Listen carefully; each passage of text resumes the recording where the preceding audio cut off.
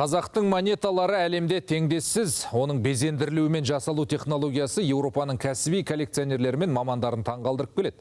Алтын мен күмістен жасалған монеталарды инвестициялық құралдан бөлек сыйлық ретінде де ұсынуға болады. Бұл ұлттық банктің төл теңгеміздің 30 жылдығына орай басты жаңалығы. Тақырыпты тілшіміз тарқатады. Биыл қазақтың төл теңгесіне 30 жыл. Осыған орай ұлттық банк көшпенділер тотемі сериясындағы жаңа көкбөрі инвестициялық монеталарын таныстырды. Бұл жолы жаңа дизайндағы монеталарда көшпенділердің ғибадат жануарлары тотемдері монеталар сериясының стилистикасы қолданылған. Монеталар алтын мен күмістен жасалған.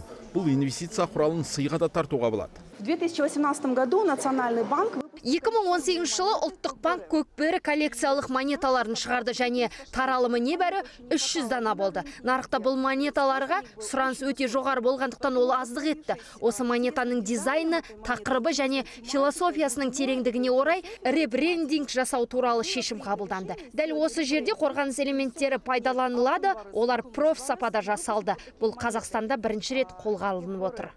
Қазақстанда алғашқы инвестициялық монеталар жібек жол атауымен 1996 жылы айналымға шыққан. Ал 2009 жылдан бастап алтын барыс және күміс барыс инвестициялық монеталар әзірленіп келеді. 2020 жылы латын графикасына көшуге байланысты жаңа дизайнмен шығарылған монеталар шетелдік мамандардың да таңданысын тудырып отыр. Качество монет по Монеталардың сапасы шетелдік мамандардың бағалауы бойынша өте жоғары. Мәселен, беті жылтыр ақшаларды әлемнің бірде-бір монета өндіретін кәсіпорындары мұндай деңгейде жасай алмайды. Біздің монеталарға қарайтын болсаңыз, айнаға қарағандай түріңізді айнаға тесіз көрсетеді. Ең күрделісі танталдан жасалғандары. Ондайды тек біздің зауыт қана шығарады. Әзірге ешкім ондай көрсеткішке жете қойған жоқ.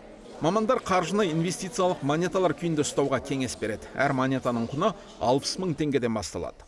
Ұлан Тәліпбай, Максим Шулепов, Алматыдан.